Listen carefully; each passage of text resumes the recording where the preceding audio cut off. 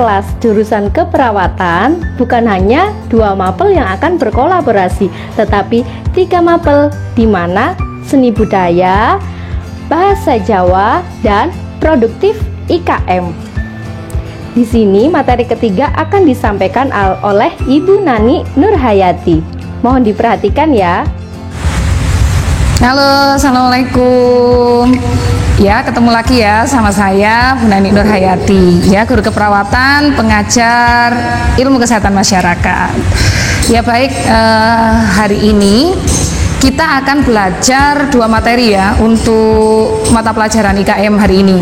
Yaitu yang pertama materi UKS atau usaha kesehatan sekolah. Kemudian yang kedua adalah materi pendidikan kesehatan. Kenapa ada 2 materi? Iya, karena pendidikan kesehatan itu merupakan salah satu dari trias UKS. Ya, apakah kalian masih ingat apa itu UKS? Mungkin di SMP ada ya UKS ya. Di SMP-nya masing-masing mungkin ada UKS kan? Bahkan di SD mungkin juga sudah ada UKS ya. Tapi kita nanti akan belajar kembali lagi UKS itu apa, kemudian tujuannya apa, sasarannya apa, terus di UKS itu ada apa aja. Terus tahu nggak lambangnya UKS itu apa? Ya itu nanti kita akan belajar ya. UKS itu memiliki program, salah satunya adalah pendidikan kesehatan. Nah, karena kalian ini adalah asisten keperawatan ya, jadi harus mampu melakukan pendidikan kesehatan. Kepada siapa? Sasarannya siapa? Ya, ini kita pelajari. Seperti itu ya. Ya, baik, langsung aja saya sampaikan ini maksud saya materi yang akan saya sampaikan ini adalah materi kolaborasi ya. Mungkin sudah dijelaskan oleh Bu Heni ya, kolaborasi ya. Jadi Bu Nani guru produktif IKM, sama Pak Rizky guru bahasa Jawa, sama Bu Heni guru seni budaya itu berkolaborasi atau bekerja sama ya untuk mengajarkan materinya, yang mana nanti pendidikan kesehatannya itu disampaikan dalam bentuk seni dan disampaikan kepada sasarannya atau orang yang akan mendapatkan pendidikan kesehatan itu nanti beragam ya, menggunakan bahasa Jawa. Itu jadi kolaborasinya nanti seperti itu. Apa produk seninya nanti sama Bu Heni, seperti itu ya. Oke, baik, langsung saja kita akan langsung ke materi ya. Kita belajar tentang UKS dan pendidikan kesehatan. Kalian siap? Oke, kita akan belajar materi tentang UKS ya. Kepanjangan dari usaha kesehatan sekolah. Apa itu UKS? Adalah usaha wahana belajar. Wahana itu adalah tempat belajar mengajar untuk meningkatkan kemampuan hidup sehat ya. Jadi tujuannya UKS itu meningkatkan kemampuan hidup sehat sehingga meningkatkan pertumbuhan dan perkembangan peserta didik. Namanya saja usaha kesehatan sekolah, yaitu ya untuk meningkatkan pertumbuhan dan perkembangan peserta didik yang harmonis dan optimal agar menjadi sumber daya manusia yang berkualitas. Itu menurut Departemen Kesehatan Republik Indonesia. Kalau menurut Azrul Aswar apa? UKS adalah bagian dari usaha kesehatan pokok yang menjadi beban tugas puskesmas. Jadi UKS itu di bawah binaan puskesmas ya, yang ditujukan kepada sekolah-sekolah dengan anak beserta lingkungan hidupnya. Dalam rangka apa? Mencapai keadaan kesehatan anak sebaik-baiknya dan sekaligus meningkatkan prestasi belajar anak sekolah setinggi-tingginya. Gitu ya.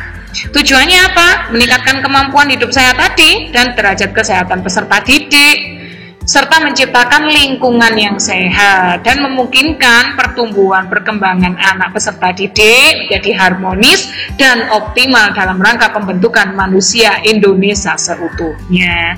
Jadi intinya tujuan UKS itu adalah meningkatkan kemampuan hidup sehat dan derajat kesehatan, gitu ya. Siapa saja sasaran UKS-nya? Seluruh peserta ya, baik tingkat TK, teman kanak-kanak, pendidikan dasar, menengah, ya pendidikan agama. Pendidikan agama ini maksud di sini adalah sekolah yang berbasis agama, itu maksudnya ya. Pendidikan kejuruan, maupun pendidikan khusus sekolah luar biasa seperti SLB. Nah, ini kalau di SMK kan kalian pendidikan menengah itu ya harus dibentuk KKR. Apa itu KKR? Kader Kesehatan Remaja. Yang tujuannya dia melakukan trias UKS. Ya. Oke, ini 8 golongan UKS, yaitu generasi penerus bangsa itu harus terbebas dari bahaya rokok, kenakalan remaja, kehamilan pranikah, HIV, narkoba, kecacingan, anemia, dan hepatitis B. Jadi ada 8 golongan UKS ya. Yang saya tebali ini nanti dijelaskan di belakang ya. Oke. Nah, tadi kan tugas KKR apa? Kader Kesehatan Remaja tadi di tingkat SMK harus dibentuk KKR. Tujuannya melakukan trias UKS. Apa trias UKS? Ada 3. Yang pertama pendidikan kesehatan atau penyuluhan atau promosi kesehatan, sama ya. Yang kedua pelayanan kesehatan. Yang ketiga pembinaan lingkungan kehidupan sekolah yang sehat. Oke, kita bahas satu-satu ya trias UKS tadi. Yang pertama pendidikan kesehatan ya. Apa aja itu lingkupnya ya, pemberian pengetahuan, keterampilan atau prinsip hidup sehat ya, penanaman perilaku atau kebiasaan hidup sehat, dan daya tangkal pengaruh buruk dari luar. Dan yang ketiga pelatihan dan penanaman pola hidup sehat. Jadi pendidikan kesehatan itu pemberian pengetahuan, kemudian menanamkan perilakunya dan mengadakan pelatihan atau penanaman pola hidup sehat ya. Nah, yang kedua penyelenggara pelayanan kesehatan. UKS itu programnya yang kedua penyelenggara pelayanan kesehatan. Apa? Ya memberikan pelayanan kesehatan ya. Misalkan sakit perut, nah, itu berarti memberikan pelayanan kesehatan. Kemudian rawat luka, ada yang jatuh, nah, itu pengobatan ringan, dan P3K ya, jatuh diobati lukanya, itu berarti program yang kedua penyelenggaraan pelayanan kesehatan ya.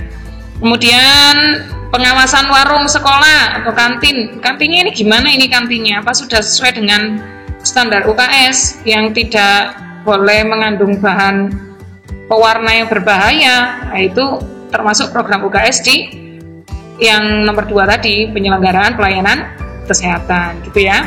Yang ketiga, pembinaan lingkungan kehidupan sekolah sehat. Nah, itu programnya apa aja itu?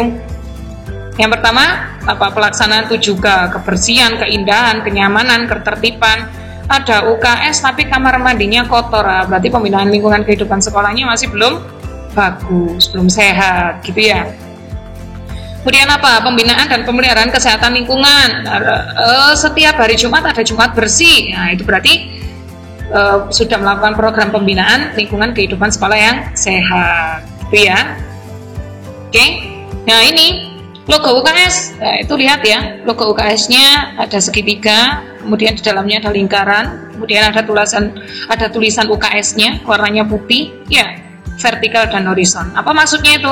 Nah ini, segitiga itu melambangkan 3 program UKS tadi yang disebut trias UKS. Yang pertama pendidikan kesehatan, yang kedua pelayanan kesehatan, yang ketiga pembinaan lingkungan sekolah yang sehat. Segitiganya sama sisi, kenapa? Melambangkan lingkaran yang mempengaruhi pertumbuhan dan perkembangan dari peserta didik tadi, atau di lingkungan sekolah, lingkungan keluarga, atau lingkungan masyarakat. Lingkaran dalam segitiga artinya apa? Melambangkan keterpaduan berbagai pihak. Jadi ada berbagai pihak yang mensupport. Tadi UKS itu di bawah binaan daripada puskesmas. Nah, itu ada keterpaduan berbagai pihak dilambangkan dengan lingkaran tadi. Itu ya. Kemudian warna hijau, itu warnanya hijau ya kan? Di dalam segitiga dan lingkaran tadi tulisannya putih tapi isinya, feel-nya itu warna hijau daun pisang. Apa? Melambangkan peserta didik itu sebagai generasi muda yang masih akan tumbuh dan berkembang. Gitu. Kemudian tulisan UKS-nya vertikal, itu melambangkan bahwa program UKS dilaksanakan. Pembinaan UKS adalah usaha yang berkesinambungan, yang tiada hentinya, vertikal. Ya, mulai dari TK, SD, SMP, SMA. Itu artinya tulisan UKS-nya vertikal. Kemudian warna putih pada tulisan UKS apa? Melambangkan apa? Melalui program pokok UKS diharapkan peserta didik dapat berperilaku hidup bersih dan sehat, begitu ya. Nah, terima kasih untuk UKS sudah selesai ya. Sekarang masuk ke pendidikan kesehatan. Cuma sedikit kok. Ya, tahan ya. Tetap semangat ya. Ya, pendidikan kesehatan sering disebut juga penyuluhan. Ya, disebut juga promosi kesehatan. Apa itu penyuluhan kesehatan atau pendidikan kesehatan? Adalah kegiatan pendidikan. Maksudnya kegiatan pendidikan itu ya nggak harus di sekolah Anda. Pendidikan kan berarti memberikan ilmu, itu maksudnya di sini ya. Kegiatan pendidikan yang dilakukan dengan cara menyebarkan pesan, memberikan pesan, memberikan informasi, dan menanamkan. Ini ditanamkan. Berarti sampai memahami ya, ditanamkan. Dan menanamkan keyakinan sehingga yang tidak tahu menjadi tahu. Karena setelah diberikan informasi, tadinya tidak tahu menjadi tahu. Setelah tahu, dia menjadi mampu. Oh, saya mampu melakukannya. Akhirnya dia mau melakukannya. Nah, itu pendidikan kesehatan seperti itu. Ya, menyebarkan pesan, kemudian menanamkan keyakinan sehingga yang tidak tahu menjadi tahu, yang tidak mampu menjadi mampu, yang tidak mau menjadi mau, yang bertujuan meningkatkan derajat kesehatan.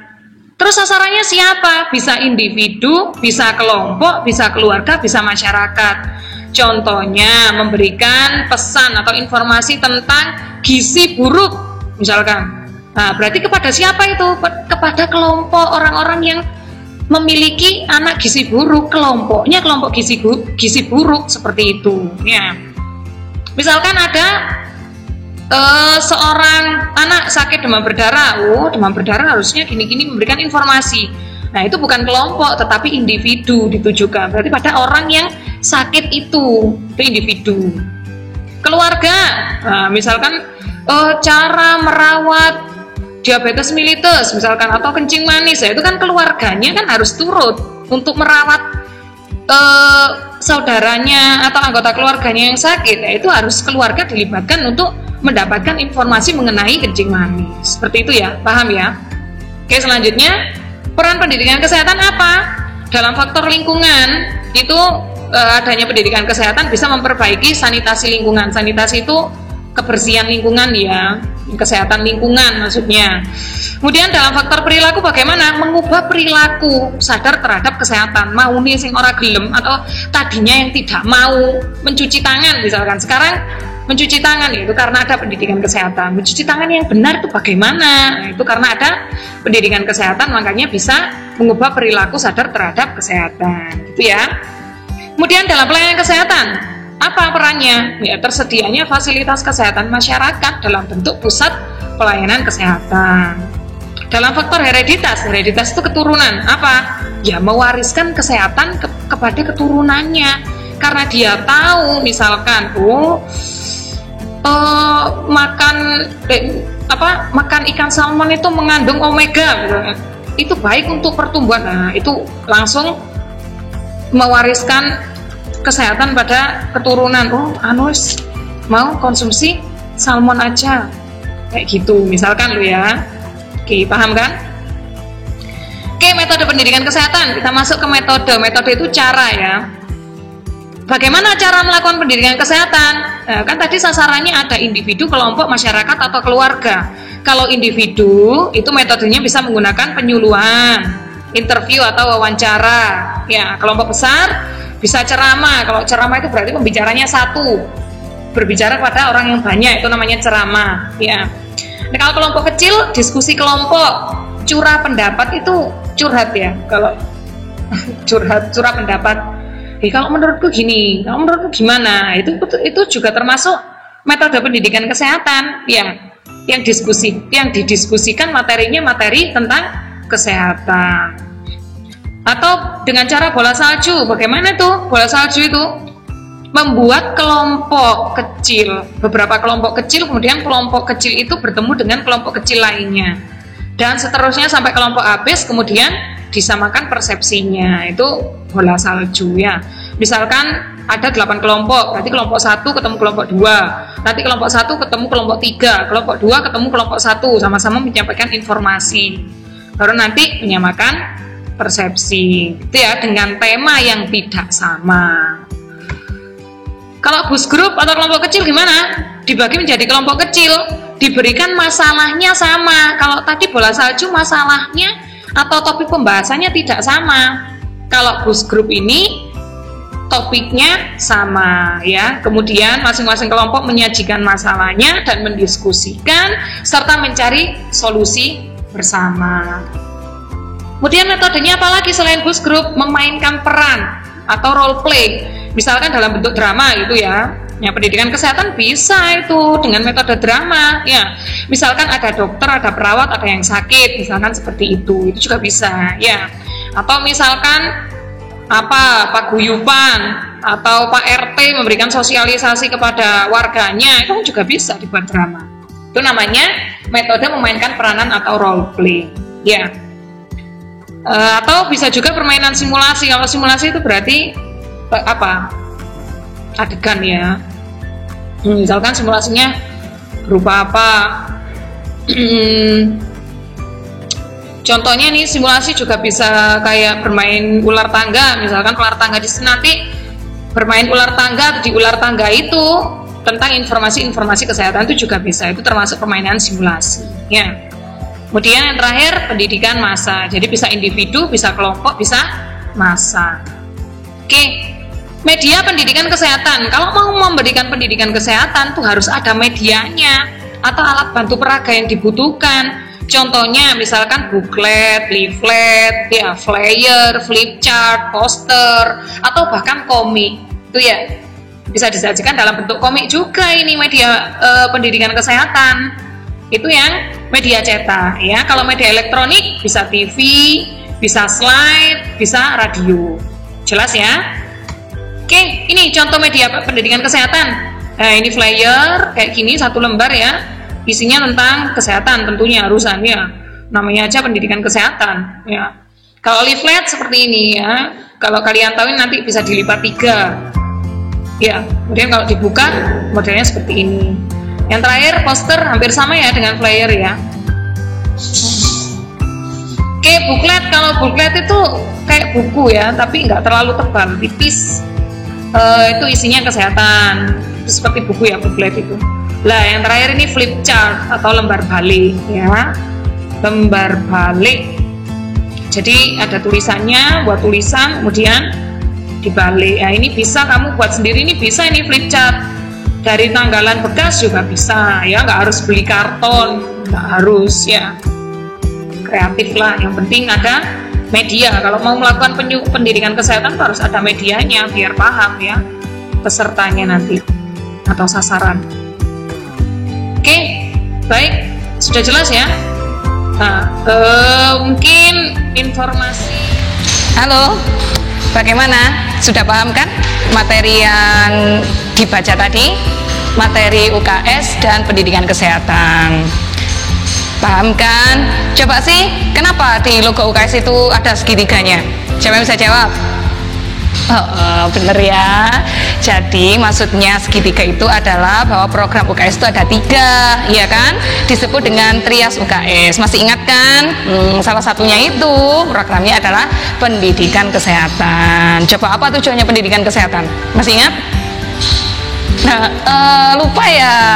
Ya, saya ingatkan kembali ya bahwa tujuannya pendidikan kesehatan itu adalah memberikan informasi atau pesan yang berisi tentang kesehatan ya, yang mana peserta dari pendidikan kesehatan itu tadi yang tidak mau menjadi mau, yang tidak tahu menjadi tahu, yang tidak mampu menjadi mampu.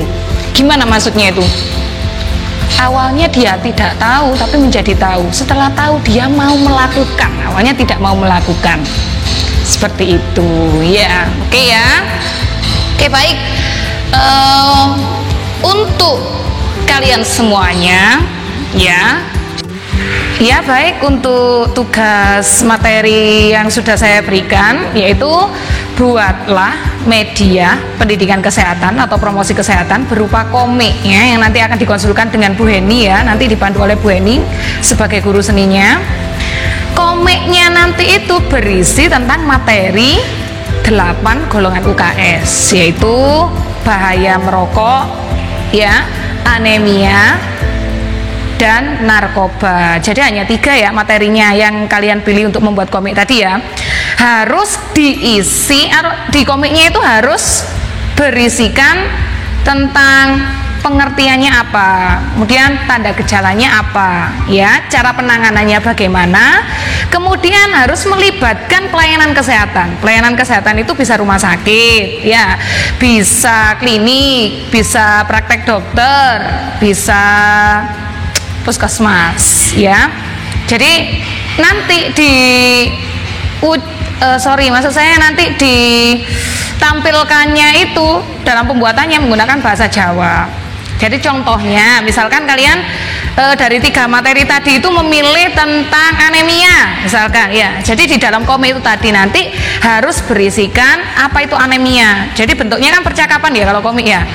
Jadi misalkan si Ana ketemu sama si Ani, kemudian si Ani mengeluh lemas, letih, lunglai, kemudian si Anu menjelaskan, oh jangan-jangan kamu anemia. Loh, apa itu anemia? Nah, timbullah, berarti kalian nanti menjelaskan anemia itu apa. Itu sudah masuk di definisi atau pengertian anemia ya, tanda gejalanya. Kemudian disarankan harusnya bagaimana kalau anemia.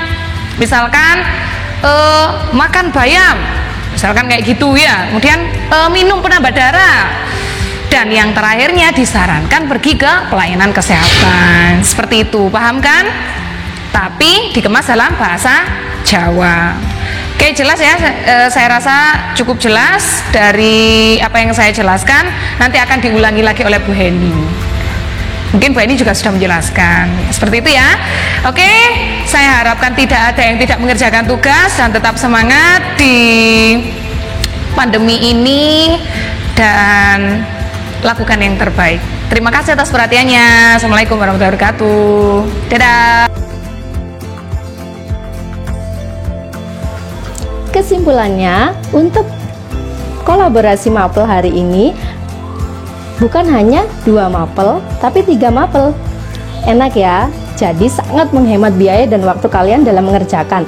Tetapi untuk kelas KPR, ketentuannya sudah ditentukan Bu Nani materi apa saja yang boleh kalian pilih. Dan bahasanya ingat harus menggunakan bahasa Jawa. Jika masih bingung dan ada pertanyaan tentang pengumpulan tugas, persiapan, dan pembuatan finishing, kalian bisa tulis di kolom komentar atau langsung menghubungi guru mapel kalian masing-masing. Bisa menghubungi guru mapel bahasa Jawa atau bisa menghubungi guru mapel seni budaya. Dan tentunya untuk kelas KPR juga harus mengkonsultasikannya dengan guru mapel produktif IKM, yaitu Ibu Nani Nurhayati. Sekian materi dari saya. Berjumpa lagi di video-video kolaborasi mapel mata pelajaran seni budaya lainnya. Dadah.